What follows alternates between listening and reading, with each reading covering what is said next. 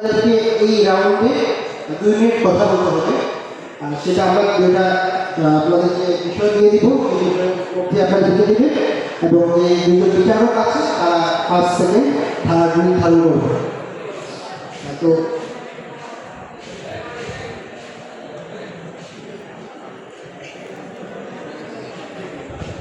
এখন আপনার জন্য থাকবে এআই বুদ্ধিমত্তা সুফল এবং কুফল সম্পর্কে 2 মিনিট বলবেন। তারপরে আপনার জন্য থাকবে রেমিটেন্স এবং প্রবাস, এটা নিয়ে আপনি 2 মিনিট কথা বলবেন। এবং আপনাদের জন্য থাকবে দুর্নীতির ভয়াবহ বলে আপনি 2 মিনিট কথা বলবেন। প্রথম আমরা কাকে দিয়ে শুরু করবো? মাঝখানে আপনাকে বিষয় বলে দেওয়া হয়েছিল রেমিটেন্স এবং প্রবাস হিসেবে, আপনি 2 মিনিট কথা বলবেন।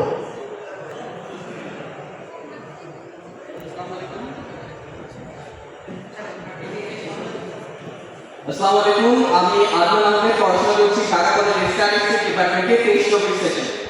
আমার 2 মিনিটের বক্তব্যে বিস্তারিত হয়েছে রেমিটেন্স এবং প্রবাসী।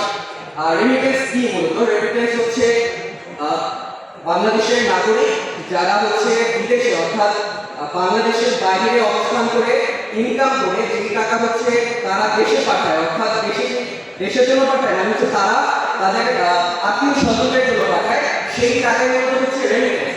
আমাদের কিন্তু হচ্ছে রেমিটেন্স বাংলাদেশের ইকোনমিক্সে মানে বড় একটি ভূমিকা পালন করছে। প্রথম ক্ষেত্রে রেমিটেন্স হচ্ছে আমরা কিভাবে পাই, অনেক ক্ষেত্রে পাই, যেটা প্রথম ভূমিকা রাখছে সেটা হচ্ছে পোশাক খাত, দ্বিতীয় হচ্ছে প্রবাসীদের আয়, যেটা ভাই হচ্ছে রেমিটেন্স এবং প্রবাসী, অর্থাৎ এই দুইটা একদম অতপ্রতভাবে জড়িত। এই আমাদের যে রিসার্ভ আছে সেখানে রেমিটেন্সের ভূমিকা অত্যাবশ্যকীয়। Thank you. এবার আমরা চলে যাচ্ছি কৃত্রিম বুদ্ধিমত্তার দিকে। আসসালামু আলাইকুম, আমার নাম হচ্ছে মেহুর রাশিদ কেয়া, আমি মহিলা কলেজে ইংলিশ ডিপার্টমেন্টে পড়াশোনা করছি। আমার টপিক হচ্ছে এআই। এআই হচ্ছে আর্টিফিশিয়াল ইন্টেলিজেন্স। এখন খুব কম মানুষই আছে যেটা আর্টিফিশিয়াল ইন্টেলিজেন্সের সাথে জড়িত না। এটা আমাদের লাইফে অনেক বিষয় নিয়ে গেছে, যেটা আমি পজিটিভ দিকে কথা বলতে চাই। তাহলে আমরা দেখতে পারি আমি যদি কোনো একটা সেক্টর নিয়ে কথা বলি, মানে ফ্রিল্যান্সিং, যে ফ্রিল্যান্সিং অনেকগুলো টপিক আছে, like digital marketing, graphic design, web design.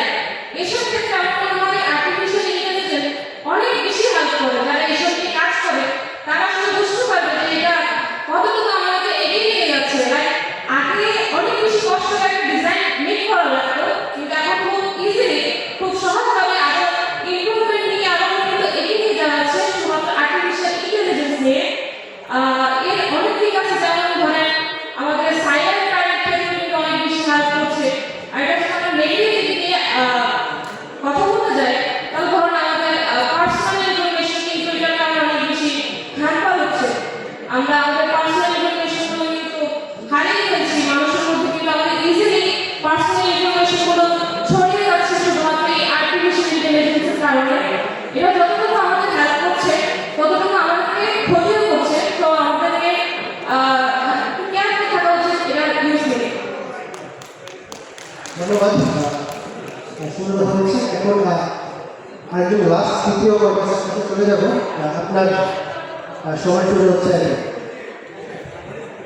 আমি হচ্ছি মাহমুদুল হাসান মিঠু, সরকারি Bangla college campus, Dhaka central university. আমার বিষয় হচ্ছে দুর্নীতি ভয়াবহ একটা বিষয়। এটা বাংলাদেশের জন্য সবচেয়ে একদম নির্দিষ্ট একটা কাজ।